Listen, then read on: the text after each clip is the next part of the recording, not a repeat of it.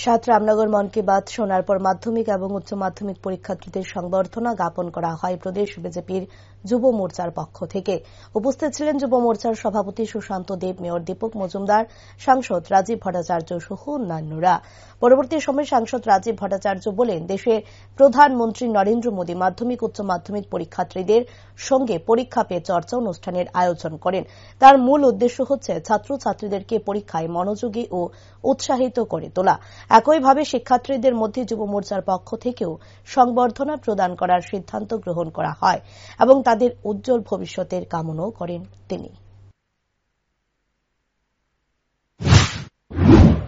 দেশের যশস্বী প্রধানমন্ত্রী নরেন্দ্র মোদীজির 119তম মন কি বাত অনুষ্ঠান আমরা আজকে 7 রামনগরের 17 নম্বর বুথে আমরা এখানে সংগঠিত করেছি এবং এই মোদীজির মন কি বাত অনুষ্ঠানকে সামনে রেখে উৎসাহ উদ্দীপনা রয়েছে। আমার সঙ্গে আমাদের এই এলাকার বিধায়ক তথা মেয়র দীপক মজুমদার এখানে ছিলেন।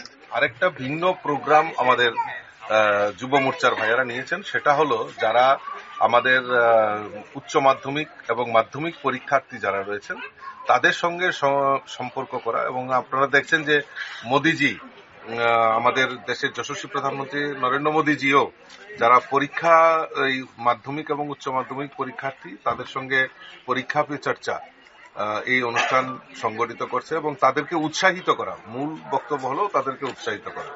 আমাদের যুব মোর্চার ভাইয়েরাও যুব মোর্চার প্রদেশ থেকেও সিদ্ধান্ত নেওয়া হয়েছে সমস্ত এলাকায় যারা শিক্ষার্থী যারা মাধ্যমিক এবং উচ্চ মাধ্যমিক বোর্ড পরীক্ষায় অংশগ্রহণ করবেন তাদেরকে উৎসাহিত করা, তাদের মনোবলকে বৃদ্ধি করা এবং তাদেরকে এই উৎসাহিত করার জন্যই আজকে মন কি বাত অনুষ্ঠানের পর আমরা 7 রামনগরের 17 নম্বর বুথে যারা মাধ্যমিক এবং উচ্চ মাধ্যমিক পরীক্ষার্থী রয়েছে তাদেরকে সম্বর্ধনা করার জন্য এবং তাদেরকে উৎসাহিত করার জন্য আমরা তাদের বাড়িতে যাই, তাদের সঙ্গে সম্পর্ক করি এবং তাদেরকে উৎসাহিত করার এবং তারা তাদের উজ্জ্বল ভবিষ্যতের কামনা আমরা করছি। আমার সঙ্গে যুব মোর্চার প্রদেশ সভাপতিও রয়েছেন, আমাদের এলাকার বিধায়কও রয়েছেন, আমাদের প্রাক্তন সভাপতি যিনি আমাদের মনুষ্কান্তি দেব রায় এবং 7 রামনগরের মন্ডল সভাপতি ওনারা রয়েছেন।